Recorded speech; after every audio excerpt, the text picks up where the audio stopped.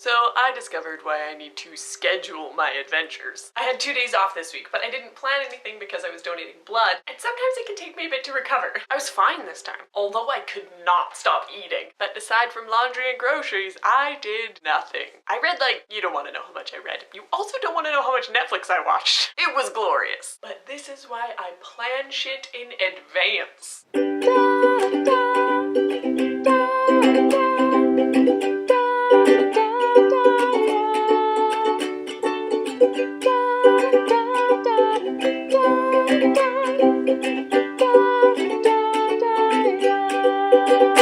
Donating blood was almost exactly the same. The setup was the same, the equipment was the same, the forms and labels looked the same, the nurses were the same. It was actually unnerving how chatty they were, because that is not what I have come to expect from Londoners. There were a few differences, most of which I was totally on board with. After signing in, I was encouraged to drink a giant glass of water while waiting. I gave them my number when I first registered, so they even texted me a few times to remind me both that I had an appointment and to stay hydrated. The snacks were different brands, but free chips and cookies and juice are free chips and cookies and juice. And I liked that the questionnaire was so concise. If I'm being honest, a large chunk of the Canadian form, and that moment when the nurse leaves the cubicle so that you can choose between the yes or no barcode sticker in answer to the "have you secretly been lying this whole time and are really only here to get tested for HIV?" have always seemed like a joke. There was one change that I didn't like. Not that I didn't get it. I'm sure it's been very helpful, but well, while I was being bled, I was attached to a machine that measured the speed of the bleed, and if I wasn't bleeding fast enough,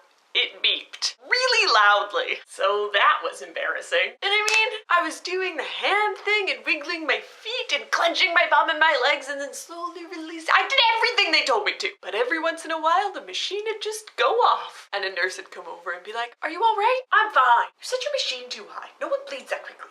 No one else's machine went off the whole time I was there. But everyone was super kind, and I made it home under my own steam, so embarrassed or not, I'll call that one a win. Thanks for watching. Subscribe for new videos every Tuesday and Friday. Bye! It's another nice day. It also rained for the last 2 days, so yesterday, I didn't even go outside.